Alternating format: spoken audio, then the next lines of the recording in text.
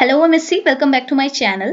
तो आज के वीडियो लेक्चर पे हमने क्या चीज डिस्कस करनी है, तो देखिए हमने ऑर्गेनिक केमिस्ट्री की अगेन हमारी unit aromatic electrophilic substitution reaction start की है। क्यों? क्योंकि देखिए इस यूनिट के अंदर जितने भी टॉपिक थे ऑलमोस्ट सारे टॉपिक्स पे तो मैं आपको लेक्चर्स प्रोवाइड करा चुकी हूँ, बट कुछ टॉपिक मुझसे क्या है स्किप हो गए। तो फर्स्टली हम वही टॉपिक डिस्कस कर लेते हैं। ओके, तो देखिए एरोमेटिक इलेक्ट्रोफिलिक सब्स्टिट्यूशन रिएक्शन का हम भी हमारा 8th लेक्चर चल रहा है, जिसपे हम जो टॉपिक डिस्कस करने वाले हैं ये है आपका इप्सो अटैक। ओके, तो काफी इंपॉर्टेंट टॉपिक है, बट बहुत आसानी से आपको समझ में आएगा, डेफिनेटली क्लियर होगा सारी चीजें, बस आप ध्यान से सुनिएगा। ठीक है, तो स्टार्ट करें। तो देखिए ना, इप्सो अटैक पे डिस्कशन लेने से पहले फर्स्टली मैं आपको ये चीज बता देती हूँ कि इप्सो अटैक पे आज के लेक्चर पे हमने इप्सो अटैक से रिलेटेड क्या क्या चीजें हमने डिस्कस करनी है।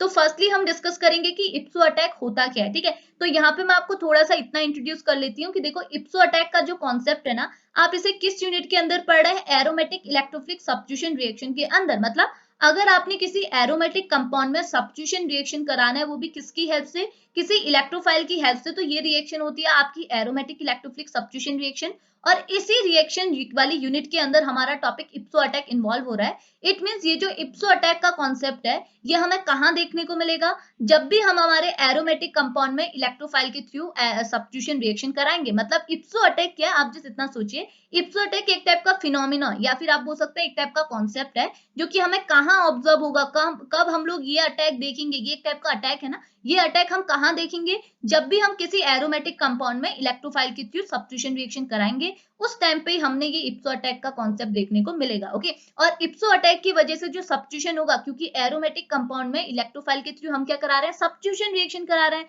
तो अगर इप्सो अटैक हमारा इस रिएक्शन के अंदर इन्वॉल्व हो रहा है, तो हम ऐसा बोल सकते हैं ना कि इप्सो अटैक की वजह से जो भी हमको सब्स्टिट्यूशन मिलेगा उसे हम बोलेंगे इप्सो सब्स्टिट्यूशन। तो ये इप्सो अटैक कैसे होता है? एरोमेटिक इलेक्ट्रोफाइल सब्स्टिट्यूशन रिएक्शन से कैसे रिलेट कर रहा है, और इप्सो अटैक की वजह से कैसे हमको सब्स्टिट्यूशन मिल रहा है, फर्स्टली हमको ये सारी चीजें यहाँ पर डिस्कस करनी है। ओके, दूसरी चीज हम यहाँ पर ये डिस्कस करेंगे कि जैसे देखो अभी हमारा इप्सो अटैक का जो लेक्चर है वो है लेक्चर नंबर 8। ओके, तो इससे पहले हम ऑलरेडी 7th लेक्चर डिस्कस कर चुके हैं। उन 7th लेक्चर पे हमने क्या पढ़ा? हमने यही चीज तो पढ़ी ना कि एरोमेटिक कंपाउंड में कैसे इलेक्ट्रोफाइल के थ्रू सब्स्टिट्यूशन होगा। ओके, लेकिन उन सारे सब्स्टिट्यूशन में हमने कभी भी इप्सो अटैक का जिक्र नहीं किया। मतलब वहां हमारा इप्सो अटैक की बात हुई नहीं। इसका मतलब ये है कि एरोमेटिक कंपाउंड में अगर आप इलेक्ट्रोफाइल के थ्रू सब्स्टिट्यूशन कराना चाहते हैं, तो वहां पर इप्सो अटैक हो भी सकता है, नहीं भी हो सकता है। क्यों? क्योंकि इससे पहले जितने भी हमने सब्स्टिट्यूशन कराए एरोमेटिक कंपाउंड में इलेक्ट्रोफाइल के थ्रू, वहां पर हमने कोई भी इप्सो अटैक के बारे में जिक्र नहीं किया। मतलब आपका जो इलेक्ट्रोफाइल के थ्रू एरोमेटिक सब्स्टिट्यूशन रिएक्शन हो रही है,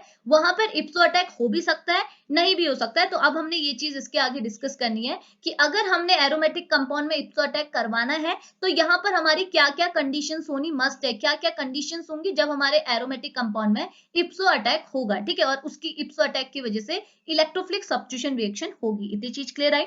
दूसरी चीज, उसके बाद हम लोग कुछ रिएक्शंस यहाँ पे डिस्कस करेंगे, रिएक्शंस के साथ साथ मैकेनिज्म भी डिस्कस करेंगे, जहां पर हमको क्या देखने को मिलेगा? एरोमेटिक इलेक्ट्रोफिलिक सब्स्टिट्यूशन रिएक्शंस तो देखने को मिलेंगी, बट यहाँ पर को वहां पर को क्या होगा? जो सब्स्टिट्यूशन होगा वो किसकी वजह से होगा? इप्सो अटैक की वजह से होगा, यानी कि इप्सो सब्स्टिट्यूशन की रिएक्शंस हम यहाँ पर को देखेंगे। ओके, उसके साथ साथ देखिए आपके एमएससी लेवल पे आपकी बुक्स में क्या है, कुछ पर्टिकुलर एग्जांपल्स दिए हुए हैं, कुछ पर्टिकुलर एग्जांपल्स दिए हैं इप्सो अटैक को के बेसिस पे। तो वो एग्जांपल भी हम उसके बाद डिस्कशन में लेंगे। ठीक है, तो इतनी चीज क्लियर है। तो अब हम पर्टिकुलरली स्टार्ट कर लेते हैं। ये सारी चीजें तो हमने डिस्कस करनी है, बट अब पर्टिकुलरली हम पहली चीज स्टार्ट करते हैं कि इप्सो अटैक मतलब है क्या, कैसे हमारा इप्सो अटैक होता है, और कैसे इप्सो अटैक की वजह से एरोमेटिक कंपाउंड में एरोमेटिक इलेक्ट्रोफिलिक सब्स्टिट्यूशन रिएक्शन होती है। इतनी चीज क्लियर है, तो स्टार्ट करते हैं। ओके, तो देखिए अब मैं आपको इप्सो अटैक को एक्सप्लेन करती हूँ। ठीक है, तो इप्सो अटैक को अब हम सिंपली एक्सप्लेन करते हैं कि इप्सो अटैक होता क्या है। तो देखो सारी बातें इसके नाम पे ही छुपी हुई है। इप्सो अटैक मतलब कि जो आपका अटैक हो रहा है, अटैक कौन करा रहा है? अटैक तो आपका इलेक्ट्रोफाइल कराएगा ना। अभी जिस मैंने आपको बोला एरोमेटिक इलेक्ट्रोफिलिक सब्स्टिट्यूशन रिएक्शन है, तो आपका अटैक करने वाली स्पीसीज कौन है? इलेक्ट्रोफाइल। और अटैक कहाँ हो रहा है? एरोमेटिक कंपाउंड में। और अटैक करने की वजह से एक ग्रुप हमारा सब्स्टिट्यूट हो रहा है, तो बन गई हमारी एरोमेटिक इलेक्ट्रोफिलिक सब्स्टिट्यूशन रिएक्शन। आपको इतना तो पता ही है। तो अब इप्सो अटैक क्या बोलता है कि अगर हमारी सब्स्टिट्यूशन रिएक्शन में जो हमारा इलेक्ट्रोफाइल है वो अटैक कर रहा है, कहां अटैक कर रहा है? इप्सो में अटैक कर रहा है। अब ये इप्सो क्या होता है? तो देखिए ना, इप्सो कुछ नहीं होती है, इप्सो मतलब होता है पोजीशन। ठीक है, इप्सो किसकी बात करता है? पोजीशन।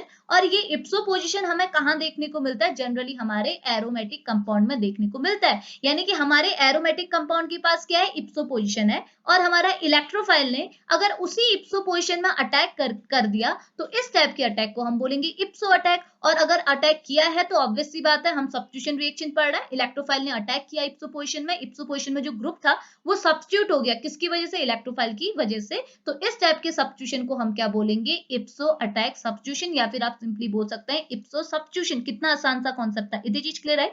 हमने क्या बोला, एक बार दोबारा रिवीजन लेते हैं। हमने ये बोला कि अगर आपका अटैक हुआ, अटैक कौन करा रहा है, अटैक करा रहा है हमारा इलेक्ट्रोफाइल। ओके, अगर हमारे इलेक्ट्रोफाइल ने अटैक किया, किस पर अटैक करता है, एरोमेटिक में, एरोमेटिक कंपाउंड में। तो एरोमेटिक कंपाउंड में भी पर्टिकुलरली किस पोजीशन में, इप्सो पोजीशन में। तो इस टाइप के अटैक को हम बोलेंगे इप्सो अटैक। ओके, और अगर अटैक कर रहा है तो होगा क्या, अटैक कर रहा है तो क्या होगा, इप्सो पोजीशन में जो हमारा ग्रुप प्रेजेंट था एरोमेटिक कंपाउंड में वो सब्स्टिट्यूट होगा, किसकी वजह से, इलेक्ट्रोफाइल की वजह से, तभी तो सब्स्टिट्यूशन रिएक्शन हुई। तो इप्सो अटैक की वजह से जो सब्स्टिट्यूशन रिएक्शन हमको मिलती है इसे हम बोलते हैं इप्सो सब्स्टिट्यूशन रिएक्शन। कितना आसान कॉन्सेप्ट था, इतनी चीज क्लियर है।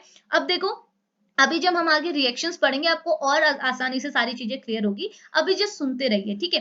तो देखो इप्सो अटैक का आप कॉन्सेप्ट जस्ट समझे, ठीक है। अब मैं आपको बताती हूँ कि एरोमेटिक कंपाउंड में इप्सो पोजीशन क्या होती है, आपको कैसे पता चलेगा कि अटैक आपका इप्सो पोजीशन में ही हुआ है या फिर नहीं हुआ है। ओके, तो इप्सो पोजीशन को आपको जस्ट मैं ऐसे समझाती हूँ। देखिए अभी तक आप किसी भी एरोमेटिक कंपाउंड में, अगर एरोमेटिक का सबसे कॉमन एग्जाम्पल लूँ तो बेंजीन की हम बात करते हैं, तो अभी तक क्या है, आप अगर एरोमेटिक कंपाउंड में पोजीशन की बात करते थे तो जनरली आप 3 पोजीशन की बात करते थे, OMP यानी कि ऑर्थो मेटा पैरा की बात करते थे। ओके, बट एरोमेटिक कंपाउंड में ऑर्थो मेटा पैरा के अलावा भी और सारी पोजीशन, और भी पोजीशंस आपको जनरली देखने को मिलती है, जिसमें से एक पोजीशन होती है आपकी इप्सो पोजीशन। ओके, अब इप्सो के अलावा भी आपको और पोजीशन जैसे देखने को मिलती है, जैसे आ गई आपकी मीसो पोजीशन, जैसे होगी आपकी पैरी पोजीशन। बट मीसो पैरी के बारे में यहाँ हमने डिस्कशन नहीं करना, हमने जस्ट इप्सो पोजीशन की बात करनी है कि एरोमेटिक कंपाउंड में इप्सो पोजीशन कौन सी होती है, उसी पोजीशन में हमने इलेक्ट्रोफाइल का अटैक कराना है, ठीक है। तो इप्सो पोजीशन क्या होगी, देखिए आपका जो, सपोज ये आपका एरोमेटिक कंपाउंड है और आपको पता है अगर इस एरोमेटिक कंपाउंड में, यहीं पे मैं अगर आपको बात कराऊं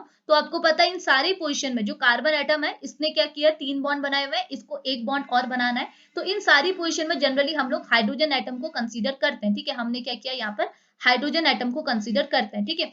अब क्या हुआ, अगर मैं बोलूं कि इस बेंजीन रिंग में मैंने हाइड्रोजन एटम को किसी भी पोजीशन में, किसी भी कार्बन एटम में हाइड्रोजन एटम को रिप्लेस करा के कोई दूसरा सब्स्टिट्यूएंट लगा दिया, कोई दूसरा सब्स्टिट्यूएंट मतलब कोई भी दूसरा ग्रुप, ओके, अभी मैं पर्टिकुलरली ग्रुप भी बताऊंगी, अभी जस्ट मैं कहने के लिए कहती हूँ कि कोई भी दूसरा ग्रुप मैंने यहाँ पर लगा दिया, कोई भी दूसरा ग्रुप मतलब सपोज मैंने यहाँ पर R लगा दिया। ओके, तो ये जो मेरी पोजीशन बनी इसे मैं बोलूंगी इप्सो पोजीशन। इप्सो पोजीशन मतलब क्या हुई, सिंपली आप बोल सकते हैं ऐसी पोजीशन एरोमेटिक कंपाउंड में जिसमें जो आपका एरोमेटिक कंपाउंड का जो कार्बन एटम है वो हाइड्रोजन के अलावा कोई भी दूसरे ग्रुप से अटैच हो, तो उस पोजीशन को मैं बोलूंगी इप्सो पोजीशन। तो आप देख सकते हैं यहाँ पर को क्या है, मेरा एक R ग्रुप इस पोजीशन में लगा हुआ है, इसके अलावा जितने भी मेरे कार्बन एटम है एरोमेटिक कंपाउंड के, ये सबके सब मेरे हाइड्रोजन से लगे हैं। तो ये पोजीशन मेरी इप्सो नहीं हुई, ये पोजीशन इप्सो नहीं हुई, ये नहीं हुई, ये नहीं हुई, ये नहीं हुई। क्यों, क्योंकि ये सारी पोजीशन में जो कार्बन एटम है वो मेरे हाइड्रोजन से बॉन्डेड है। लेकिन हमने कैसी पोजीशन देखनी है, जहां पर हमारा कार्बन एटम वो हाइड्रोजन से अप्रोच ना करके, हाइड्रोजन से अटैच ना होके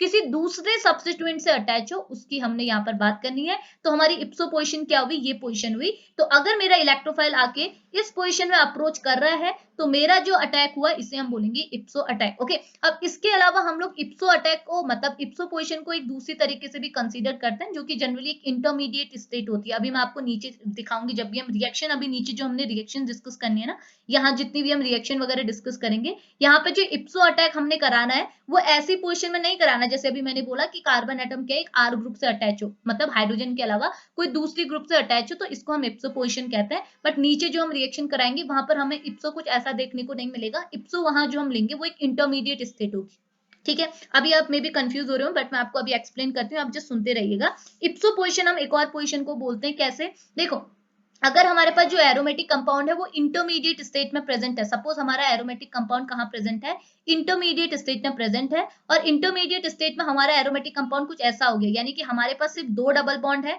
तीसरा डबल बॉन्ड नहीं है, यानी कि यहाँ पे जो मेरा कार्बन एटम है इसने क्या किया है, यहाँ पर कुछ सिर्फ 2 बॉन्ड बनाए, तो यहाँ पर ये 2 बॉन्ड और बना सकता है।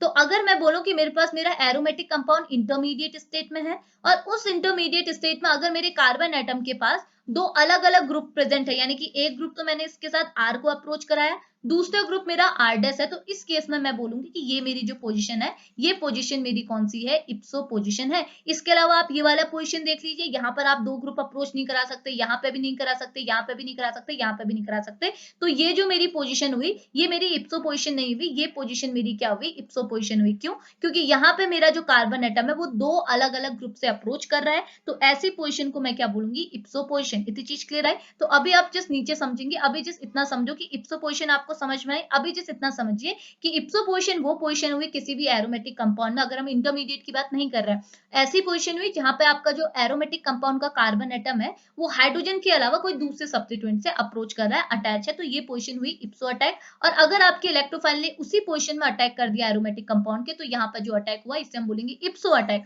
और इसी अटैक की वजह से जो सब्स्टिट्यूशन हुआ इसे हम बोलेंगे इप्सो सब्स्टिट्यूशन रिएक्शन। इतनी चीज समझ में आई?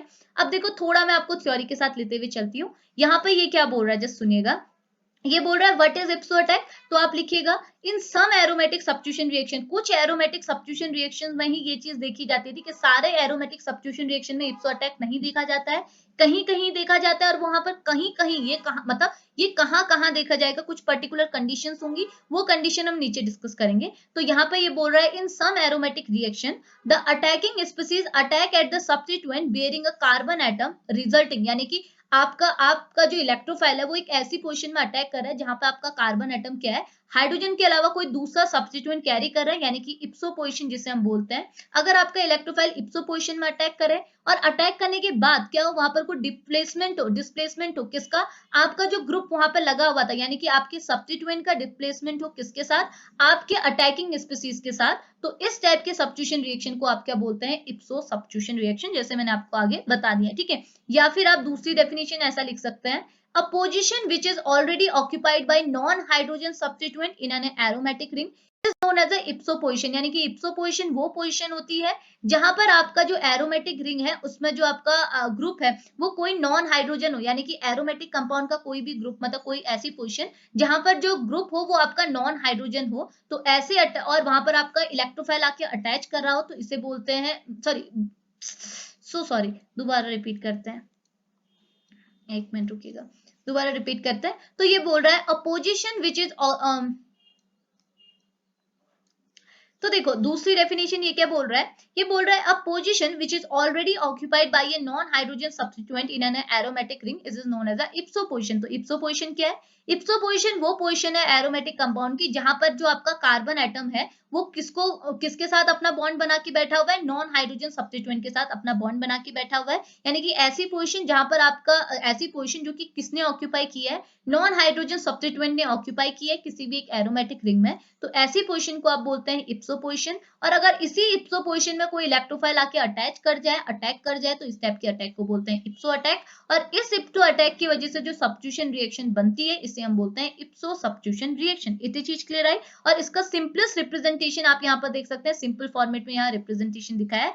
क्या दिखाया है, यहाँ पर दिखा हुआ है कि ये आपकी एरोमेटिक रिंग है, आप देख सकते हैं ये सारी पोजीशन में आपके हाइड्रोजन बैठे हुए हैं, ठीक है। लेकिन इस पोजीशन में आपने हाइड्रोजन के अलावा ये कोई दूसरा सब्स्टिट्यूएंट जिसे आप वाई से डिनोट कर रहे हैं ये रखा हुआ है, और आपकी इलेक्ट्रोफाइल ने अटैक किया कौन सी पोजीशन में, इसी वाई वाली पोजीशन में। इट मींस यहाँ पर को क्या हुआ कि यहाँ पर जो अटैक हुआ वो कौन सी पोजीशन में हुआ, इप्सो पोजीशन में अटैक हुआ। तो हम बोलेंगे कि यहाँ पर जो अटैक हुआ वो कैसा अटैक हुआ, इप्सो अटैक हुआ, ओके। और इप्सो अटैक होने के बाद बीच में आपको एक इंटरमीडिएट मिला, आप जैसे आगे की सब्स्टिट्यूशन रिएक्शन में करते आ रहे हैं वैसे आपको इंटरमीडिएट मिला, कार्बोकैटायन एज अ इंटरमीडिएट को आप हमेशा ब्रैकेट पे पुट कीजिएगा। तो यहाँ पे इंटरमीडिएट हुआ, दोनों ने अप्रोच किया। अब हुआ क्या, ये वाला ग्रुप जो वाई यहाँ पर को अप्रोच कर रहा था इसे आप बाहर निकाल देंगे, Y as a positive charge बाहर निकला, इलेक्ट्रोफाइल ने यहाँ पर अप्रोच किया, यानी कि अब यहाँ पर को क्या होगा, सब्स्टिट्यूशन हुआ। तो पहले तो इप्सो अटैक हुआ, अब यहाँ पर को क्या होगा, इप्सो सब्स्टिट्यूशन होगा। तो ये लिखिएगा कि पहले स्टेप में आपने क्या देखा, इप्सो अटैक होते हुए देखा, और फिर क्या हुआ, इंटरमीडिएट बना। दूसरे स्टेप में इंटरमीडिएट से जैसे आपका वाई ग्रुप बाहर निकला, जो इप्सो पोजीशन में जो सब्स्टिट्यूएंट प्रेजेंट था वो जैसे ही बाहर निकला, तो यहाँ पर को क्या हो गया, इप्सो सब्स्टिट्यूशन हो गया। इतनी चीज समझ में आए? तो ये तो जस्ट सिंपल सी बात है। अब हम बात करते हैं कि ये इप्सो अटैक जनरली हमें कुछ टाइप की एरोमेटिक इलेक्ट्रोफिलिक सब्स्टिट्यूशन रिएक्शन में देखने को मिलता है। तो ये कब कब हमें जनरली देखने को मिलेगा, ठीक है, कि जनरली हमको ये इप्सो अटैक तब देखने को मिलता है जब हमारे पास कुछ ही कंडीशंस होती है। तो पहली कंडीशन ये बोल रहा है कि ये तब हमको देखने को मिलेगा जब हमारा जो रिएक्टेंट मॉलिक्यूल है, यानी कि जो हमारी बेंजीन रिंग है वो हमारी, मतलब aromatic compound, sorry benzene ring है, जो हमारा एरोमेटिक कंपाउंड है वो आइदर एनिलीन होगा या फिर फिनॉल होगा, यानी कि हमने जो रिएक्टेंट मॉलिक्यूल लेना है वो हमारा कैसा होना चाहिए, या एनिलीन होना चाहिए। एनिलीन मतलब बेंजीन के ऊपर NH2 ग्रुप, फिनॉल मतलब बेंजीन के ऊपर हाइड्रोक्सी ग्रुप, यानी कि ये दोनों हमारे एज अ रिएक्टेंट मॉलिक्यूल होने चाहिए, उस केस में हम लोगों को इप्सो अटैक देखने को मिलता है। ओके, अब इन दोनों रिएक्टेंट मॉलिक्यूल का कुछ स्ट्रक्चरल रिक्वायरमेंट भी होता है, यानी कि इन रिएक्टेंट मॉलिक्यूल में का स्ट्रक्चर कुछ ऐसा होना चाहिए, कुछ पर्टिकुलर स्ट्रक्चर बताते हैं कि अगर आपके रिएक्टेंट मॉलिक्यूल यानी कि एनिलीन और फिनॉल के स्ट्रक्चर में वो सारी स्ट्रक्चर रिक्वायरमेंट है, यानी कि उन्होंने वो सारी स्ट्रक्चर रिक्वायरमेंट की कंडीशन फुलफिल की है, तो उसी केस में हम यहाँ पर कोई इप्सो अटैक ऑब्जर्व कर सकते हैं, क्योंकि हमने कितने सारी इससे पहले जितने भी लेक्चर्स पढ़े हमने कितनी सारी एरोमेटिक इलेक्ट्रोफिलिक सब्स्टिट्यूशन रिएक्शन पढ़ी, बट वहां तो हमारा कभी भी इप्सो अटैक नहीं हुआ। तो इप्सो अटैक के लिए कुछ माइन्यूट से कंडीशंस वगैरह रहती है, उनको अपने माइंड पर रखनी हुई है। तो वही चीज बोल रहा है स्ट्रक्चरल रिक्वायरमेंट क्या है हमारे रिएक्टेंट मॉलिक्यूल का। तो स्ट्रक्चरल रिक्वायरमेंट में ये बोल रहा है कि हमारे जो ये रिएक्टेंट मॉलिक्यूल है ना, इनकी ऑर्थो और पैरा पोजिशन में क्या होनी चाहिए, कोई ग्रुप्स होने चाहिए, यानी कि इनकी ऑर्थो और पैरा पोजिशन में कुछ ग्रुप ऑक्यूपाई होने चाहिए। कैसे ग्रुप, वो अभी हम आगे डिस्कस करेंगे। अभी जस्ट इतना सोचो कि ये दोनों जो हमारे रिएक्टेंट मॉलिक्यूल है, इनकी ऑर्थो पोजिशन ये हो गई, पैरा पोजिशन ये हुई, ऑर्थो पोजिशन ये हुई, पैरा पोजिशन ये हुई, इनमें कोई भी ग्रुप हमारे पास प्रेजेंट होने चाहिए। ओके, अब कोई भी ग्रुप यहाँ पर को बात नहीं होती, कोई पर्टिकुलर ग्रुप हमको यहाँ दिए होते हैं। तो अब हम देखते हैं कि कौन से ग्रुप हमारे यहाँ पर को प्रेजेंट हो सकते हैं। तो ये ग्रुप में ये बोल रहा है SO3H, यानी कि सल्फोनिक एसिड को आप यहाँ पर को प्लेस कर सकते हैं, यानी कि हम जनरली एसिड को यहाँ पर ले रहे हैं, तो सल्फोनिक एसिड यहाँ पर को ग्रुप की तरह बिहेव कर सकता है, यानी कि SO3H को हम यहाँ पर को प्लेस कर सकते हैं।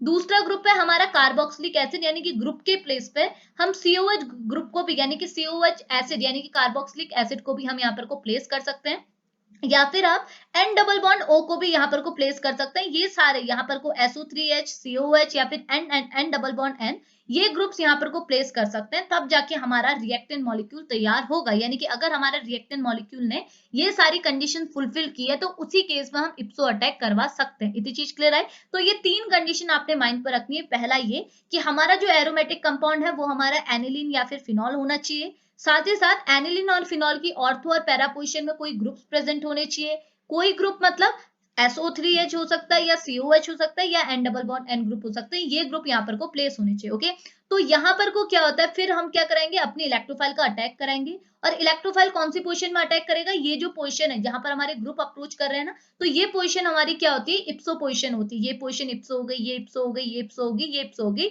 तो इन्हीं पोजीशन में हमारा इलेक्ट्रोफाइल अटैक करता है, और इलेक्ट्रोफाइल अटैक करेगा तो वैसे ही ये ग्रुप हमारे एलिमिनेट हो जाएंगे, क्योंकि ये तो सब्स्टिट्यूशन रिएक्शन है। इलेक्ट्रोफाइल अटैक करेगा, ये ग्रुप निकलेंगे, और ये जो ग्रुप निकलते हैं ना, बाहर रिमूव होते हैं, ये ग्रुप किसके फॉर्म में रिमूव होते हैं, गैसियस फॉर्म में रिमूव होते हैं। जैसे हमारी SO3H है, यानी कि सल्फोनिक एसिड है। सल्फोनिक एसिड जब सब्स्टिट्यूट होकर बाहर निकलेगा तो ये किसके फॉर्म में निकलेगा, सल्फर ट्राईऑक्साइड SO3 के फॉर्म में बाहर एलिमिनेट होगा। ठीक है, COH हमारा कार्बोक्सिलिक एसिड है, तो ये CO2 के फॉर्म में बाहर एलिमिनेट होगा।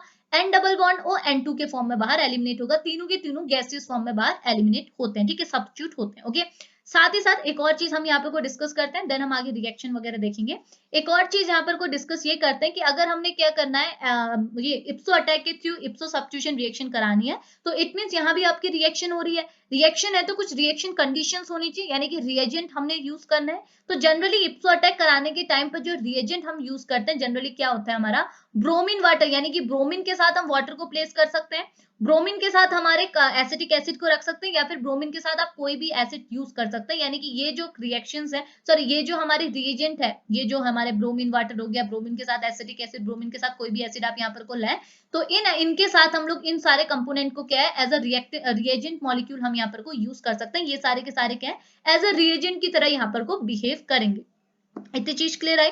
अब मैं आपको सिंपल रिएक्शन शो करती हूँ। देखिए हम दो रिएक्शन यहाँ पर देख रहे हैं, इन दोनों की हम नीचे मैकेनिज्म को डिस्कस भी करेंगे। ठीक है, तो पहले जैसे इतना समझो, तो पहली रिएक्शन आपको ये दिखा रहा है, आपका ये रिएक्टेंट मॉलिक्यूल है। अब आप देखिए क्या आपकी रिएक्टेंट मॉलिक्यूल ने सारी कंडीशन फुलफिल की है, बिल्कुल की है। आपका जो रिएक्टेंट मॉलिक्यूल है वो एनिलीन का कंपाउंड है, आप देख सकते हैं NH2 लगा हुआ है बेंजीन के साथ। उसके साथ साथ इसने अपने पैरा पोजीशन में SO3H यानी कि सल्फोनिक एसिड को भी रखा हुआ है, यानी कि सल्फोनिक एसिड भी यहाँ पर को प्लेस है, वो भी कौन सी पोजीशन में, पैरा पोजीशन पे। ओके, ऑर्थो पे भी हो सकता है, पैरा पे भी हो सकता है, हमने एग्जांपल में लिखा है कि ये पैरा पोजीशन में प्लेस है। ओके, तो ये जो पोजीशन बन गई, ये मेरी पोजीशन होगी इप्सो पोजीशन। ठीक है, सॉरी इप्सो पोजिशन ये मेरी हो गई, ठीक है। अब मैंने क्या कराना है, अपना रिएजेंट लेना है। मेरा रिएजेंट सपोज मैंने ब्रोमीन वाटर लिया है, तो Br2 प्लस H2 को हमने यहाँ पर को एज अ रिएजेंट यूज किया, ओके।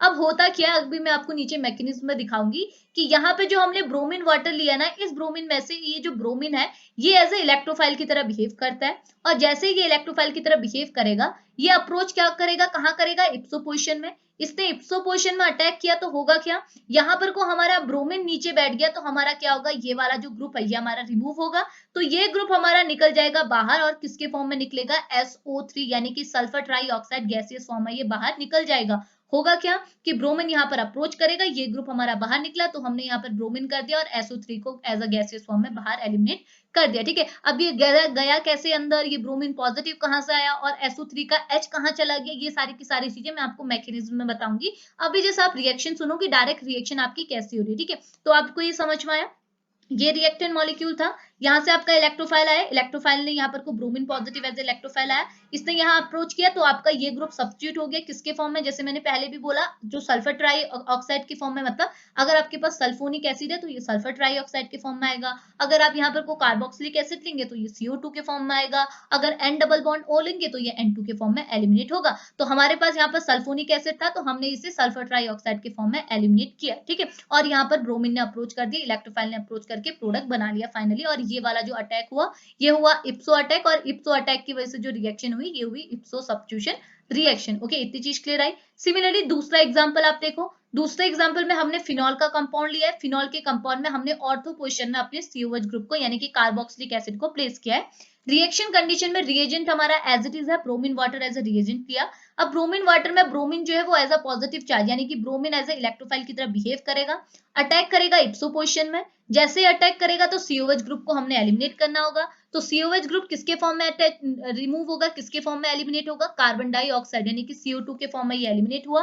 अब ये मैं आपको मैकेनिज्म में बताऊंगी कि यहाँ से ये जो COH है इससे H कहाँ चला गया, तो आपको वैसे समझ में आ रहा होगा, जो ब्रोमीन है ना, ये देखो ब्रोमीन था, ये आपका क्या था, Br2 था, तो होगा क्या, यहाँ पर अगर हमने क्लीविज कराया तो एक के ऊपर क्या चार्ज है, हमने यहाँ पर को हेट्रोलाइटिक क्लीविज कराया, तो एक के ऊपर पॉजिटिव चार्ज, एक के ऊपर नेगेटिव चार्ज है, तो पॉजिटिव चार्ज वाला तो इलेक्ट्रोफाइल बन गया, इसने तो अप्रोच किया यहाँ पे, और ये जो नेगेटिव चार्ज वाला है यहाँ से हाइड्रोजन को लेते हुए नीचे चला गया, यानी कि इसने ये हाइड्रोजन लिया और ये बन गया HBr, ठीक है। तो ये HBr बना, और यहाँ पर क्या बचा, सिर्फ CO2, तो CO2 हमारे एज ए गैसियस फॉर्म में एलिमिनेट हो गया, Br इस पोजीशन में ऑर्थो पोजीशन में चला गया, और हमें फाइनल हमारा प्रोडक्ट मिल गया, ठीक है। तो यहाँ भी हमारा क्या हुआ, इप्सो सब्स्टिट्यूशन रिएक्शन हुई। इतनी चीज क्लियर आई। अब मैं आपको इनकी मैकेनिज्म शो करती हूँ, इतनी चीज क्लियर आई ना। अब हम मैकेनिज्म पे बात कर लेते हैं, ठीक है। तो मैकेनिज्म बहुत ईजी है, आप जस्ट सुनते रहिए, मैं इनको इरेज कर देती हूँ, पहले 1 मिनट रुकिएगा, आपने स्क्रीनशॉट ले लीजिएगा, आपको समझ में आएगा, ये देखेंगे अगर आप एरो वगैरह देख लेंगे तो आपको समझ में आएगा। वैसे मैं इनको इरेज कर देती हूँ। तो देखो हुआ क्या है, मैं आपको स्टार्ट करवाती हूँ, ठीक है।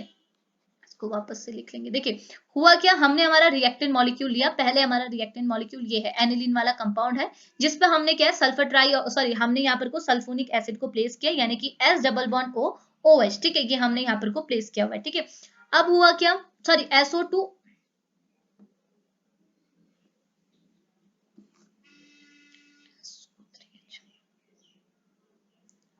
तो देखो हमने क्या है, ये हमारा रिएक्टेंट मॉलिक्यूल, जो ये वाला रिएक्टेंट मॉलिक्यूल था एनिलीन वाला, इसको हमने यहाँ पे प्लेस किया है। एनिलीन वाला हमारा कंपाउंड है, साथ ही साथ हमने SO3H को यहाँ पर को लगाया हुआ है, बट हमने इसे पूरा खोल के दिखा दिया क्योंकि हमने मैकेनिज्म दिखानी है। तो SO3 को H को हम कैसे दिखाते हैं, S के साथ 2 डबल बॉन्ड ऑक्सीजन के साथ आ जाते हैं, यानी कि 2 ऑक्सीजन डबल बॉन्ड में होते हैं, और एक ऑक्सीजन क्या होगा, सिंगल बॉन्ड में, उसके साथ हाइड्रोजन अप्रोच करते हैं, यानी कि हाइड्रोक्सी ग्रुप के फॉर्म में यहाँ पर को रहता है। इतनी चीज क्लियर आई। अब हुआ क्या, देखो अब क्या हुआ, सबसे पहले हमने क्या किया, हमारा रिएक्शन कंडीशन यानी कि रिएजेंट लिया, कौन था हमारा, ब्रोमीन वाटर, ओके। तो ब्रोमीन वाटर को जैसे हमने रिएक्शन कंडीशन में लिया, तो उससे पहले हमको क्या देखने को मिला, ये कंपाउंड में कोई चेंज आएगा। चेंज कैसे आएगा, आप देखिए यहाँ पे जो आपका नाइट्रोजन एटम है NH2 में, जो एनिलीन में ये नाइट्रोजन एटम है, आपको पता है इसके पास लोन पेयर ऑफ इलेक्ट्रॉन है। अब ये क्या करेगा, ये अपने लोन पेयर ऑफ इलेक्ट्रॉन को बॉन्ड पेयर में कन्वर्ट कर सकता है। मैं आपको बार बार बताती हूँ, लोन पेयर किस में कन्वर्ट हो सकता है, बॉन्ड में, और कभी भी नेगेटिव चार्ज में। ये तीनों इंटर कन्वर्टेबल होता है क्योंकि दोनों के दोनों क्या है, 2 इलेक्ट्रॉन के कॉम्बिनेशन से बना है। कोई इलेक्ट्रॉन पेयर क्या है, 2 इलेक्ट्रॉन से बना है, एक बॉन्ड 2 इलेक्ट्रॉन से बना है, एक नेगेटिव चार्ज 2 इलेक्ट्रॉन से बना है, तो ये तीनों चीजें आपस में इंटर कन्वर्टेबल रहती हैं। तो हमने क्या किया, जो इलेक्ट्रॉन पेयर, जो ये लोन पेयर ऑफ इलेक्ट्रॉन थे नाइट्रोजन के ऊपर, हमने इसे बॉन्ड पेयर में कन्वर्ट कर दिया, यानी कि नाइट्रोजन ने इनको नीचे की ओर शिफ्ट किया।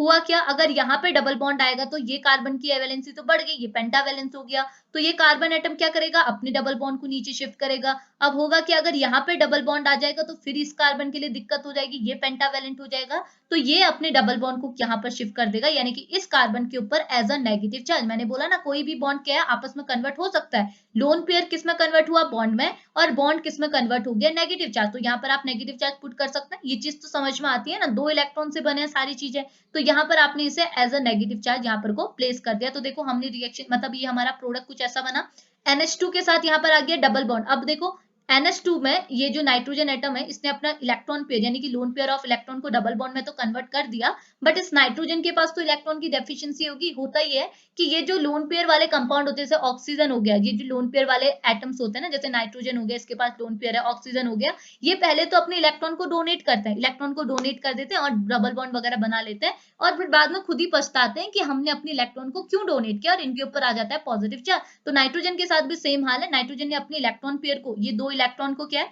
एक बॉन्ड में तो कन्वर्ट कर दिया, लेकिन बाद में क्या होता है, इससे पछतावा होता है कि मैंने अपने इलेक्ट्रॉन को क्यों डोनेट किया। क्यों? क्योंकि देखो ना इसने क्या किया, नाइट्रोजन है ना, इसके पास इलेक्ट्रॉन पेयर थे, यहाँ पर आपका कार्बन है, इसने क्या किया, ये दोनों इलेक्ट्रॉन पेयर को यहाँ पर भेज दिए, बोला कि एक इलेक्ट्रॉन पेयर मैं रखता हूँ, एक कार्बन को दे देता हूँ, और ये दोनों की वजह से एक बॉन्ड बना। तो हुआ क्या, अब इसके पास जो 2 इलेक्ट्रॉन थे उनमें से सिर्फ एक रहा, कौन सा, ये वाला, दूसरा वाला इलेक्ट्रॉन कौन ले गया, कार्बन, जिसकी वजह से नाइट्रोजन को क्या होगा, इलेक्ट्रॉन की डेफिशिएंसी, क्योंकि एक इलेक्ट्रॉन इसका कौन ले गया, कार्बन, तो इसके ऊपर क्या हो जाएगा, पॉजिटिव चार्ज। तो हमने NH2 के पर क्या लगा दिया, पॉजिटिव चार्ज। इतनी चीज क्लियर है।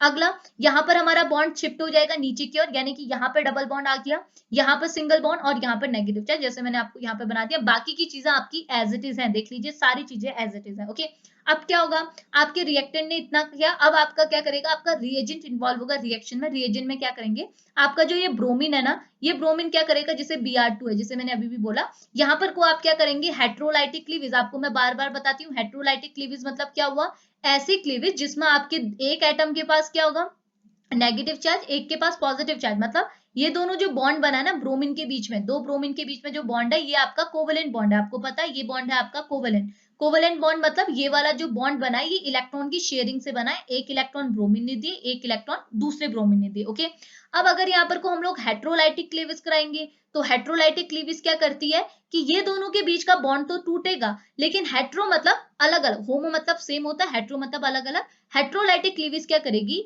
ये दोनों इलेक्ट्रॉन को एक ही एटम को दे देगी। ठीक है, अब जनरली होता क्या, अगर इन दोनों एटम में से एक एटम आपका इलेक्ट्रोपॉजिटिव दूसरा इलेक्ट्रोनेगेटिव होता, तो जो ज्यादा इलेक्ट्रोनेगेटिव होता है हम उसको इलेक्ट्रॉन देते हैं। जैसे अगर मैं HBr की बात करूं, यहाँ पर ब्रोमीन के बदले हाइड्रोजन ले लूं, तो हमको पता है हाइड्रोजन और ब्रोमीन में से इलेक्ट्रोनेगेटिव कौन है, ब्रोमीन है। तो यहाँ पर अगर मैं हेट्रोलाइटिक क्लीवेज करूंगी तो ब्रोमीन को क्या मिलेंगे, ये दोनों इलेक्ट्रॉन कौन ले जाएगा, ब्रोमीन, हाइड्रोजन बेचारे के इलेक्ट्रॉन भी कौन ले गया, ब्रोमीन, तो ब्रोमीन के ऊपर नेगेटिव चार्ज, हाइड्रोजन के पास इलेक्ट्रॉन की डेफिशिएंसी, तो इसके ऊपर आ गया पॉजिटिव चार्ज। लेकिन यहाँ पर को हमारे दोनों एटम क्या है, सेम इलेक्ट्रोनेगेटिविटी के हैं, क्योंकि दोनों हमारे ब्रोमीन है, तो आप किसी भी ब्रोमीन को क्या दे सकते हैं, नेगेटिव चार्ज, और किसी भी ब्रोमीन को क्या दे सकते हैं, पॉजिटिव चार्ज। तो मैंने इस ब्रोमीन को बोला कि चलो तुम नेगेटिव चार्ज ले लो, क्योंकि तुमने दोनों ही इलेक्ट्रॉन कौन ले गए, तुम ले गए, तो एक इलेक्ट्रॉन तो इसका था लेकिन दूसरा इलेक्ट्रॉन तो इसका था, तो हुआ क्या कि इसने दोनों इलेक्ट्रॉन ले लिए, तो ये दोनों इलेक्ट्रॉन की वजह से, 2 इलेक्ट्रॉन की वजह से क्या होता है, नेगेटिव चार्ज, तो ब्रोमीन के ऊपर आ गया नेगेटिव चार्ज। बट ये बेचारा ब्रोमीन, इसका इलेक्ट्रॉन दूसरा ब्रोमीन ले गया, तो इसके ऊपर क्या होगा, इलेक्ट्रॉन की डेफिशिएंसी, यानी कि इसके ऊपर लग गया पॉजिटिव चार्ज। तो हमारे पास यहाँ पे जो ये ब्रोमीन था ना, Br2 था,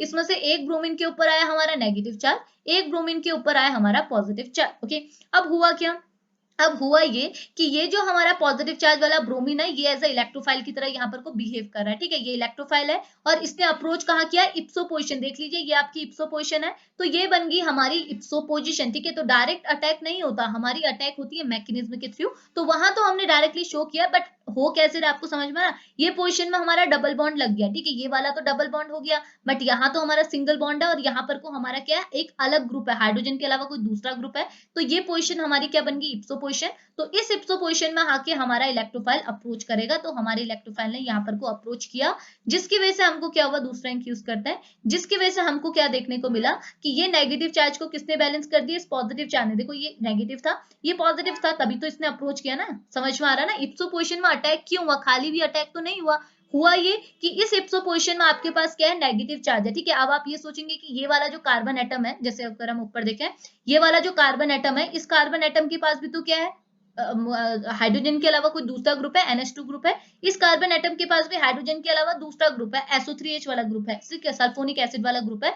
तो हमने इसको इप्सो पोजिशन क्यों बोला, इसको भी तो इप्सो पोजिशन बोल सकते थे। अब आपको समझ में आया क्यों बोला, क्योंकि ये वाली जो ये जो अटैक हुआ है ना, अटैक हमारा मैकेनिज्म के थ्रू होता है, डायरेक्ट नहीं होता। हमने यहाँ पर को अटैक करा दिया, क्यों करा है, देखो क्योंकि यहाँ पर है हमारा नेगेटिव चार्ज, लेकिन यहाँ पे हमारा डबल बॉन्ड, तो ये तो इप्सो पोजिशन नहीं है, ये है ना हमारी इप्सो पोजिशन। यहाँ पर को हमारा जो कार्बन एटम है ये हमारे क्या है, किसी दूसरे ग्रुप से अटैच को हुआ है, हाइड्रोजन के अलावा कोई दूसरे ग्रुप से अटैच हुआ। और साथ ही साथ मैंने आपको इप्सो पोजिशन की एक डेफिनेशन ऐसी भी बोली थी कि अगर हमारे पास कोई इंटरमीडिएट स्टेट बनता है, बेंजीन सॉरी एरोमेटिक कंपाउंड का एक इंटरमीडिएट स्टेट बनता है, जिसमें हमारा जो कार्बन एटम है वो दो अलग अलग ग्रुप से, देखो यहाँ पर कोई एक हाइड्रोजन एटम भी तो होगा, एक हमारा ये SO3H वाला ग्रुप है, समझ में आ रहा। तो हमने क्या बोला कि अगर हमारा कार्बन एटम किसी भी इंटरमीडिएट एरोमेटिक कंपाउंड का दो अलग अलग ग्रुप से, एक तो हाइड्रोजन ए हो गया, एक ये ग्रुप हो गया, तो दो अलग अलग ग्रुप है, तो ये पोजीशन होती है हमारी इप्सो पोजीशन। लेकिन यहाँ तो हमारा क्या है, एक ही ग्रुप है, ये ग्रुप है NH2 पॉजिटिव वाला ग्रुप है, इसके अलावा कोई दूसरा ग्रुप तो यहाँ पे नहीं है, तो इप्सो पोजीशन क्या हुई, ये हुई, ठीक है।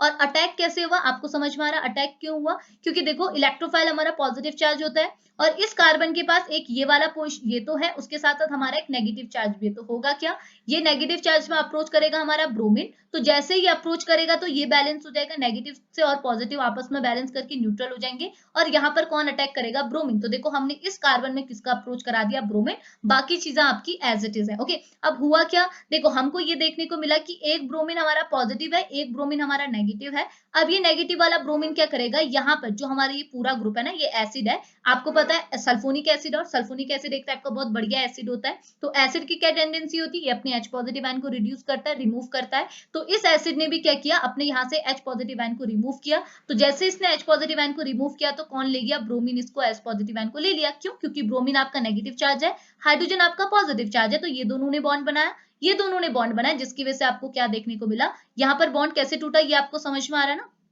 ये तो मैं आपको बहुत बार बता चुकी हूँ। देखो ऑक्सीजन और हाइड्रोजन के बीच का बॉन्ड कैसे टूटा, अगेन यहाँ पर हेट्रोलाइटिक क्लीवेज हुई। हेट्रोलाइटिक क्लीवेज आपको क्या बोलती है कि अगर जब भी आप बॉन्ड तोड़ेंगे तो दोनों इलेक्ट्रॉन ऐसे एटम के ऊपर जाएंगे जो ज्यादा इलेक्ट्रोनेगेटिव है। तो आपको पता है हाइड्रोजन तो पूरी पीरियोडिक टेबल का सबसे पॉजिटिव एलिमेंट है, तो हाइड्रोजन के ऊपर कौन सा चार्ज लगेगा, पॉजिटिव, और ये दोनों इलेक्ट्रॉन किसके ऊपर आएंगे, ऑक्सीजन के ऊपर। तो हमको क्या मिला, देखिए hydrogen as a positive charge बाहर निकला, और इस हाइड्रोजन के साथ अप्रोच किसने किया, इस ब्रोमीन ने किया, तो ये HBr के फॉर्म में बाहर निकले, और यहाँ पर ऑक्सीजन के ऊपर क्या लग गया, नेगेटिव चार्ज, और यहाँ पर ब्रोमीन ने अप्रोच कर दिया। इतनी चीज क्लियर है। और देखो हम यहाँ पर हेट्रोलाइटिक क्लीवेज क्यों कराते हैं, तो मैंने आपको क्या बोला है कि अगर कोई भी रिएक्शन आप करा रहे हो जिसमें आपको पॉजिटिव और नेगेटिव चार्ज चाहिए, तो वहां आपका हेट्रोलाइटिक क्लीवेज ही होगा। अगर आप फ्री रेडिकल रिएक्शन कराते हैं तब आपको होमोलाइटिक क्लीवेज देखने को मिलता है। फ्री रेडिकल के अलावा किसी भी रिएक्शन में आपको होमोलाइटिक क्लीवेज देखने को नहीं मिलेगा, ठीक है। तो यहाँ तो हमको फ्री रेडिकल वाला कोई भी रोल नहीं है, फ्री रेडिकल तो बनता ही नहीं है, तो हम यहाँ पर को क्या है, होमोलाइटिक क्लीवेज नहीं करा सकते। इतनी चीज क्लियर आई,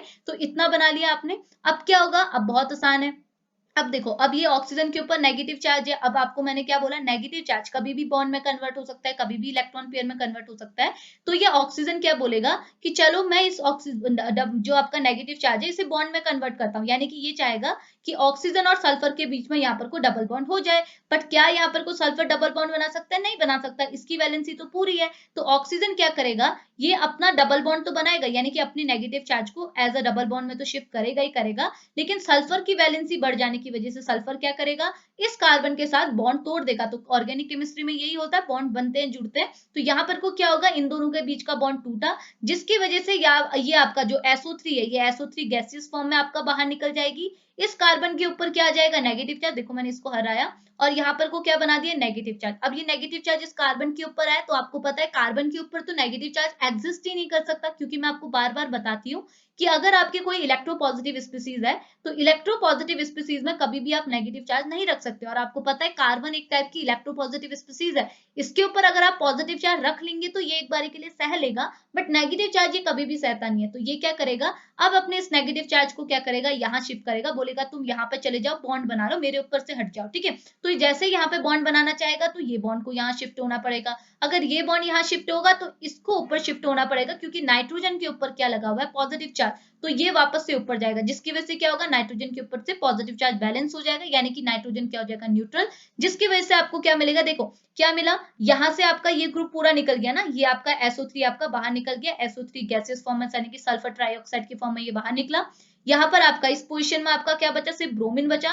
कार्बन के ऊपर है नेगेटिव चार्ज, तो कार्बन क्या करेगा, इसको डबल बॉन्ड में शिफ्ट करेगा। आप देखिए इसको आपने यहाँ पर डबल बॉन्ड में बनाया। अगर ये डबल बॉन्ड है तो ये डबल बॉन्ड को ऊपर जाना पड़ेगा, यानी कि अब दूसरा डबल बॉन्ड यहाँ आया। अब डबल बॉन्ड यहाँ भी है, यहाँ भी है, तो क्या करेगा, ये डबल बॉन्ड ऊपर जाएगा नाइट्रोजन के ऊपर, जिसके ऊपर पॉजिटिव चार्ज लगा है, जिसकी वजह से नाइट्रोजन का पॉजिटिव चार्ज बैलेंस हो जाएगा, क्योंकि एक बॉन्ड मतलब नेगेटिव चार्ज। तो अगर मैंने इसके ऊपर नेगेटिव चार्ज लगाया, इसके ऊपर ऑलरेडी एक पॉजिटिव चार्ज था, तो दोनों बैलेंस हो गए। हमें ना कोई पॉजिटिव चार्ज लिखना है, ना कोई नेगेटिव चार्ज लिखना है, तो हमको फाइनली हमारा कंपाउंड कुछ ऐसा मिल गया। तो देखो कितना आसान था। और हमारा क्या है, आपका जो ये था सल्फोनिक एसिड था, ये सल्फर ट्राइऑक्साइड की गैसियस फॉर्म में एलिमिनेट हो गया। इतनी चीज क्लियर आई। तो ये रिएक्शन आप समझे, तो पहली रिएक्शन आप ये ऐसे एक्सप्लेन कर सकते हैं। आसान था, बहुत ईजी है, ठीक है, बिल्कुल भी टफ नहीं है। और सेम जैसी रिएक्शन आपने इसके केस में कराई, सेम ऐसी यहाँ भी कराएंगे। और ये चीज आपको समझ में आई ना, कि हमारे पास आप अगर रिएक्शन ही रिएक्शन देखते तो आप बोलते हैं हाँ ये भी इप्सो पोजिशन है, ये भी इप्सो पोजिशन है, क्योंकि यहाँ पे भी आपका जो कार्बन एटम है ये हाइड्रोजन के अलावा कोई दूसरे ग्रुप से अटैच है, यहाँ भी अटैच है।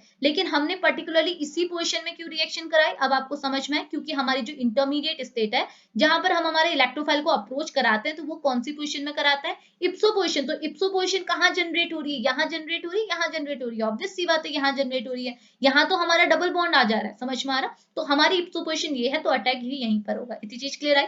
अब दूसरा एग्जांपल हम इसका देख लेते हैं, ठीक है, यानी कि हमारे फिनॉल वाला कंपाउंड है, जिसमें हमने क्या है, दूसरा ग्रुप यानी कि कार्बोक्सिलिक एसिड को लिया हुआ है। सेम वैसा ही होगा जैसे हमने इससे पहले एग्जांपल पे किया। यहाँ पर हमारा कार्बोक्सिलिक एसिड किसके फॉर्म में बाहर निकलेगा, CO2 के फॉर्म में बाहर निकलेगा, ठीक है।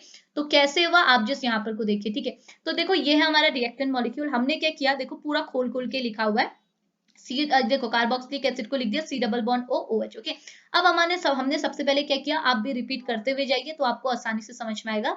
सबसे पहले जो हमारा ये ग्रुप है, हाइड्रोक्सी ग्रुप है, इसके पास भी लोन पेयर ऑफ इलेक्ट्रॉन है। ये क्या करेगा, अपने लोन पेयर ऑफ इलेक्ट्रॉन को यहाँ देगा, जिसकी वजह से यहाँ पर बन जाएगा डबल बॉन्ड। लेकिन यहाँ डबल बॉन्ड बनेगा तो क्या ऑक्सीजन के ऊपर पॉजिटिव चार्ज आएगा, बिल्कुल आएगा। क्यों, क्योंकि ऑक्सीजन ने अपने 2 इलेक्ट्रॉन को किसे डोनेट कर दिया, एक तो अपने पास रखा, लेकिन दूसरा इलेक्ट्रॉन इसको डोनेट कर दिया। देखो ना, यही तो हुआ। ऑक्सीजन के पास क्या थे, 2 इलेक्ट्रॉन थे, एक यहाँ पर एक यहाँ पर। इसने क्या किया, बोला कि मेरे 2 इलेक्ट्रॉन, तुम ऐसा करो कि एक इलेक्ट्रॉन तो तुम मेरे पास रहो, एक इलेक्ट्रॉन मैं कार्बन को दे देता हूँ, जिसकी वजह से इन दोनों ने बना दिया बॉन्ड, यहाँ पे डबल बॉन्ड हो गया। लेकिन ऑक्सीजन को बाद में ऐसा फील होगा कि अब तो मेरे पास इलेक्ट्रॉन की कमी है, क्योंकि एक इलेक्ट्रॉन तो मैंने कार्बन को दे दिया। तो अब इसको क्या होगा, इलेक्ट्रॉन की डेफिशिएंसी लगेगी और इसके ऊपर आ जाएगा पॉजिटिव चार्ज। इतनी चीज क्लियर आई।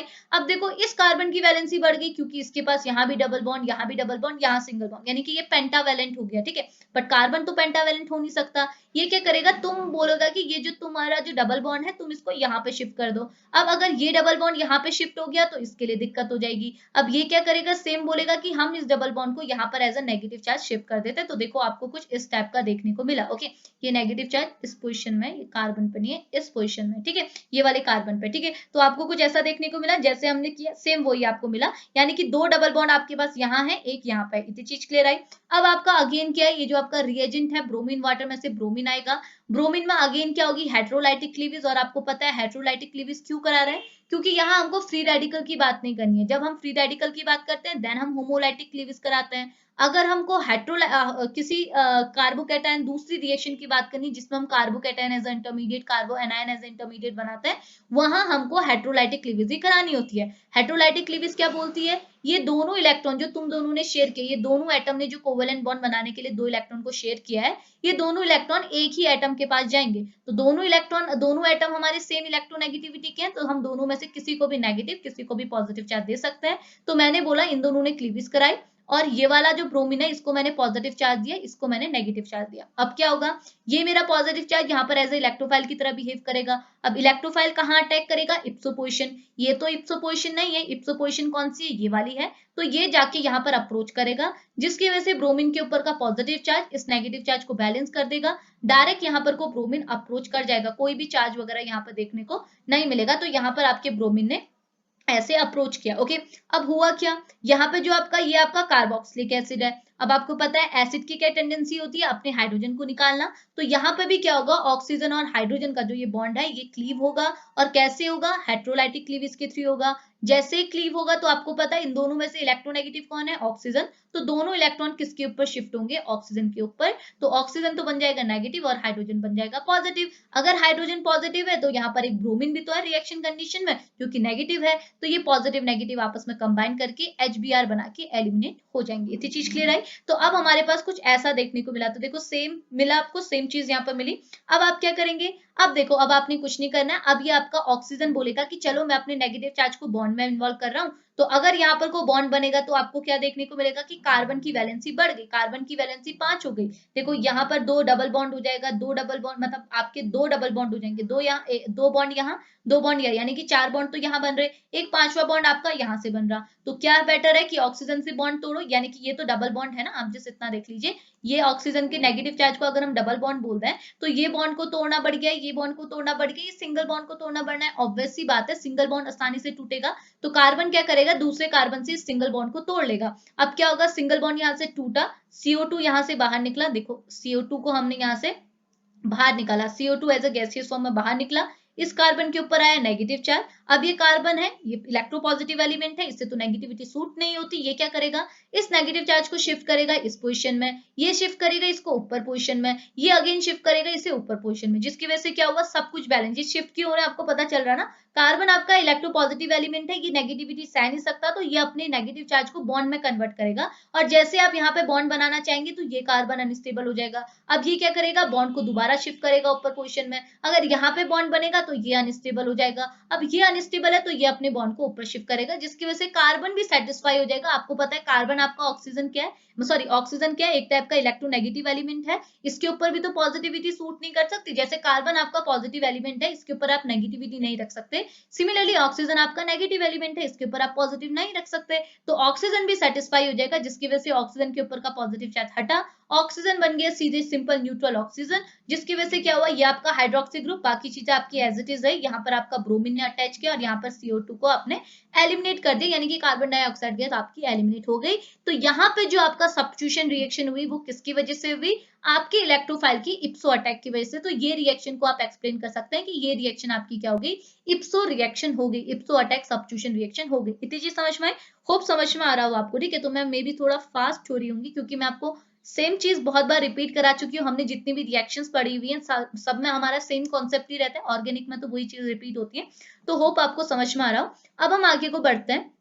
अब देखिए आपकी ना MSc लेवल पे आपकी बुक्स में जनरली ये 2 एग्जांपल आपको दिए हुए हैं, तो ये दोनों एग्जांपल को हम फिर से डिस्कस कर लेते हैं। तो पहला एग्जांपल आपका किसका है, पहला एग्जांपल ये बोल रहा है, पहला एग्जांपल आपको किसका दे रहा है, proto D alkylation of A alkyl benzene. तो देखिए नाम से आपको सारी चीजें पता चल रही हैं। प्रोटो डी एल्काइलेशन मतलब क्या हुआ, देखो मैंने आपको पहले भी बोला है, कहीं भी आपको केमिस्ट्री के अंदर डी टर्म सुनने को मिलेगा तो डी मतलब होता है रिमूवल। जब भी हम किसी की बात करते हैं तो हम उसके आगे क्या लगाते थे, डी। ओके, तो यहाँ पे डी किसके आगे लगा है, एल्काइलेशन के आगे, यानी कि आपका पास कोई अल्काइल ग्रुप होगा उसका आपने डी करना होगा, यानी कि उसका रिमूवल करना होगा, ठीक है। किसकी हेल्प से करना होगा, तो आपने आगे लिखा है प्रोटो, यानी कि आपने प्रोटोन की हेल्प से, यानी कि H पॉजिटिव की हेल्प से आपने डी करना है, यानी कि रिमूवल करना है किसका, एल्काइल का, ठीक है। अब हम एरोमेटिक सब्स्टिट्यूशन रिएक्शन पढ़ रहे हैं, यानी कि हमारा जो ये अल्काइल ग्रुप होगा वो किसी एरोमेटिक रिंग में लगा होगा। तो यहाँ पर अल्काइल ग्रुप कहाँ लगा है, तो देखो इसने लिखा है अल्काइल बेंजीन, यानी कि आपका जो रिएक्टेंट मॉलिक्यूल है वो आपका कोई अल्काइल बेंजीन होगा जिसमें आपने अल्काइल ग्रुप का डी करना है, यानी कि रिमूवल करना है with the help of proton. But यहाँ पे जो आप अटैक करना दिखाएंगे वो आपको इप्सो अटैक करना दिखाएंगे, ठीक है। तो कैसे होगा, थ्योरी आप पढ़ लीजिएगा, मैं आपको जिस रिएक्शन शो कर रही हूँ आप जिस देखिए यहाँ पर को। तो देखो मैंने यहाँ पर को बॉन्ड नहीं लिखा है तो मैं आपको बॉन्ड दिखा देती हूँ।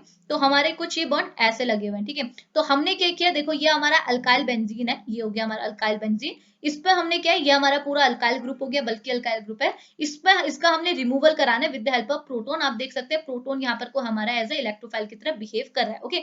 तो फर्स्टली हम यहाँ पर को इप्सो अटैक शो कर रहे हैं। तो इप्सो अटैक मतलब कौन सी पोजीशन में अटैक होगा, आपका जो अटैक होगा ये सारे पोजीशन में, जो कार्बन एटम है ये सब हाइड्रोजन से अटैच है, लेकिन ये वाला जो कार्बन एटम है वो एक अल्काइल ग्रुप से अटैच है। तो हमने जो अपना हाइड्रोजन का अप्रोच करा है वो इस पोजीशन में अप्रोच करा है, ठीक है। अगर हमारा हाइड्रोजन इस पोजीशन में अप्रोच कर रहा है तो क्या होगा, वेट कीजिए, बॉन्ड मैंने गलत लगा दिए, हमको बॉन्ड कुछ ऐसे लगाने चाहिए, एक मिनट रुकिएगा क्योंकि तभी मेरा आगे की चीजें चलेंगी ना।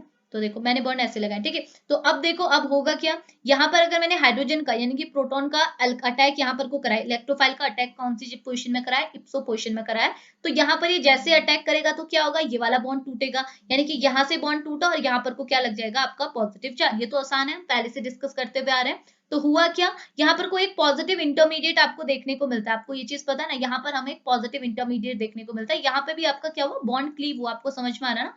यहाँ पे हमारा क्या हुआ, मैं आपको इरेज करके दिखाती हूँ। यहाँ पे हमारा जो डबल बॉन्ड था ये क्लीव हुआ, और डबल बॉन्ड क्लीव कैसे हुआ, हमारा जो ये नेगेटिव चार्ज है वो यहाँ पर शिफ्ट हुआ, पॉजिटिव चार्ज यहाँ पर शिफ्ट हुआ, जिसकी वजह से ये जो इलेक्ट्रोफाइल है वो नेगेटिव चार्ज में यहाँ पर को अप्रोच करके गया, ठीक है, नेगेटिव चार्ज बनेगा ना। यहाँ पर नेगेटिव चार्ज में हमारा कौन अटैक किया, इलेक्ट्रोफाइल अटैक किया, क्योंकि इलेक्ट्रोफाइल एक पॉजिटिव स्पीसीज है, इसे अटैक करने के लिए नेगेटिव पॉइंट चाहिए, तो ये हमारा नेगेटिव पॉइंट था, तो यहाँ पर हमारे इलेक्ट्रोफाइल ने अप्रोच किया, यहाँ पर हमारा एक पॉजिटिव चार्ज बना। अब देखो पहला स्ट्रक्चर हमने ये चीज शो कराया, इलेक्ट्रोफाइल हमारा हाइड्रोजन है तो हमने कुछ ऐसा शो कराया, ओके। अब यहाँ पर को क्या होता है, डायरेक्ट दिखाया हुआ है बुक में, जैसे कि ऐसे करके शो किया हुआ है, ऐसे करके डायरेक्टली शो किया हुआ है। तो हमने क्या है, यहाँ पर को डायरेक्ट शो नहीं किया मैंने, यहाँ पर को आप पूरा रेजोनेंस दिखा सकते हैं यहाँ पर को। तो आपने क्या किया, देखो पॉजिटिव चार्ज को शिफ्ट किया, पहले पॉजिटिव चार्ज इस पोजीशन में था, फिर आपने इस पोजीशन में ले आए, फिर आप इस पोजीशन में ले आए, तो ये पूरी तीन स्टेट जो है ये आपकी क्या है, इंटरमीडिएट स्टेट है। तो मैंने यहाँ पर डबल डेकर साइन लगा के बता दिया कि ये मेरी तीन स्टेट क्या है, इंटरमीडिएट स्टेट है, जो कि सारी की सारी क्या है, कंजुगेशन में एग्जिस्ट कर रही है, ठीक है। अब हमने क्या किया, सर तीनों की तीनों क्या है, रेजोनेंस में एग्जिस्ट कर रही हैं। फिर हमने क्या किया, फिर हमने कुछ नहीं किया, यहाँ से हमारा पूरा बल्कि ग्रुप हमने यहाँ से एलिमिनेट किया, बल्कि ग्रुप एलिमिनेट हुआ तो हमको फाइनली क्या मिल गया, हमारा एरोमेटिक यानी कि बेंजीन हमको एज अ प्रोडक्ट मिल गया। बाकी हमारा जो ये बल्कि ग्रुप था यानी कि ये जो अल्काइल ग्रुप था इसे हमने यहाँ रिमूव कर दिया। तो ये तो आपकी नॉर्मल सब्स्टिट्यूशन रिएक्शन है। आपने जैसे यहाँ पर इतना बोला कि आपने जो इलेक्ट्रोफाइल का अटैक करा है वो कौन सी पोजीशन में करा है, इप्सो, क्योंकि आपने इस पर्टिकुलर ऐसी कार्बन एटम पर अटैक करा है जिसमें हाइड्रोजन एटम के अलावा कोई दूसरा ग्रुप प्रेजेंट था, जो है ये आपका अल्काइल ग्रुप, ठीक है, ये आपका बल्कि अल्काइल ग्रुप यहाँ पर को प्रेजेंट है। इतनी चीज क्लियर है। तो आपने जिस रिएक्शन में इतनी चीजें दिखाई है और ज्यादा कुछ यहाँ पर को दिखाया नहीं है, रिएक्शन यहाँ पर को देखो आपका ये प्रोडक्ट कैसे बना, ये कैसे निकला, ये हम बार बार जितना भी हम सब्स्टिट्यूशन रिएक्शन इससे पहले के लेक्चर्स पे पढ़ते आ रहे हैं वही चीज यहाँ पर को करनी है, जैसे हम आगे से पढ़ते हुए आ रहे हैं। इतनी चीज तो कर लेंगे ना, इतना तो आप समझ गए। okay, अब देखिए अब ये हमारा लास्ट एग्जाम्पल क्या है, लास्ट एग्जाम्पल सेम वैसा ही है, आपको नाम से ही सारी चीजें पता चल जाएगी। ये है आपका ब्रोमो डीसेलाइलेशन। ब्रोमो डीसेलाइलेशन मीन्स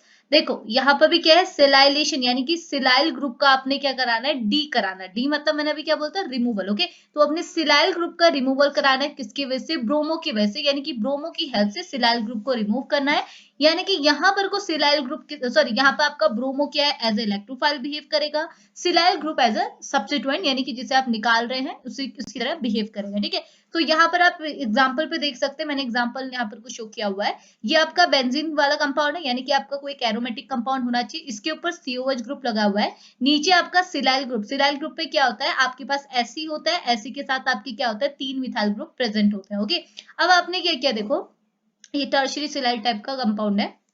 फिर आपने क्या किया यहाँ पर को सॉरी आपने यहाँ पर को क्या किया, ब्रोमीन के साथ रिएक्शन कराए। ब्रोमीन यानी कि वही हो गया आपका Br2 वाला हो गया, ब्रोमीन वाटर वाला। यहाँ पर आप वाटर को भी ले सकते हैं एज अ रिएजेंट, बट यहाँ पर इतना शो नहीं किया है, बट यहाँ पर को Br2 वही है, ठीक है। आपने क्या किया, यहाँ पर क्लीवेज हुई, सेम चीज है, Br पॉजिटिव Br नेगेटिव, ठीक है। हुआ क्या, ये Br पॉजिटिव किसके साथ अप्रोच कर गया, Br पॉजिटिव एज इलेक्ट्रोफाइल की तरह बिहेव करेगा और यहाँ पे अप्रोच करेगा, इप्सो पोजीशन यहाँ पर क्रिएट होगी, ओके। और यहाँ पर नेगेटिव चार्ज आएगा और इप्सो पोजीशन यहाँ पर को क्रिएट होगी। और यहाँ पर को क्या होगा, यहाँ पर जैसे ही नेगेटिव चार्ज आएगा तो आपका ब्रोमीन को अटैक करने की पोजीशन क्या होगी, यहाँ पे आपका ब्रोमीन अटैक नहीं करेगा, ठीक है, क्योंकि यहाँ पर कोई पूरा रेजोनेंस में इन्वॉल्व होगा, जैसे हमने ऊपर मैकेनिज्म में देखा था। यहाँ पे आपको नेगेटिव चार्ज जनरेट होगा जब आप इसकी मैकेनिज्म करेंगे। और Br पॉजिटिव कहाँ अप्रोच करेगा, Br पॉजिटिव अप्रोच करेगा दिस पोजीशन में। जैसे ये Br पॉजिटिव यहाँ अप्रोच करेगा, ये ग्रुप आपका एलिमिनेट होगा, और एलिमिनेट होने के साथ साथ यहाँ पर आपका जो Si होगा वो पॉजिटिव चार्ज होगा, Si के साथ 3 मिथाइल ग्रुप आपके अप्रोच कर रहे होंगे। और अगर आपके Si के ऊपर पॉजिटिव चार्ज है तो जो दूसरा ब्रोमीन है यानी कि ब्रोमीन नेगेटिव है, ये अप्रोच करके इसके साथ यहाँ पर को Me3SiBr बन के एलिमिनेट हो जाएगा। तो यहाँ पर भी हमने जो रिएक्शन करवाई है ये हमारी कौन सी रिएक्शन है, इसे आप बोलते हैं ब्रोमो डिसैलाइलेशन रिएक्शन। तो इसमें मतलब ब्रोमो डिसैलाइलेशन रिएक्शन में भी क्या होता है, आपको इप्सो अटैक देखने को मिलता है। इतनी चीज क्लियर है। तो ये वाला रिएक्शन भी आप यहाँ पर को बता सकते हैं कि एज अ इलेक्ट्रो मतलब यहाँ पर भी क्या हुआ, आपका इप्सो अटैक हुआ, और यहाँ पे जो सब्स्टिट्यूशन रिएक्शन हुई ये आपकी इप्सो सब्स्टिट्यूशन रिएक्शन हुई। इतनी चीज क्लियर है। तो आप इनको एक्सप्लेन करके क्या है, इप्सो अटैक को एक्सप्लेन कर सकते हैं, यानी कि आप इप्सो अटैक के लिए ये सारे एग्जांपल लेके एग्जाम पर भी बता सकते हैं, ठीक है। तो होप आपको इतना सब कुछ समझ में आया होगा। तो अभी हम लेक्चर को फिनिश करते हैं, मिलेंगे नेक्स्ट लेक्चर में। जितने भी टॉपिक हमारे स्किप है उनको भी हम कवर करते हुए चलेंगे। तो अभी लेक्चर को फिनिश करेंगे, मिलेंगे नेक्स्ट लेक्चर पे। तब तक के लिए बाय बाय।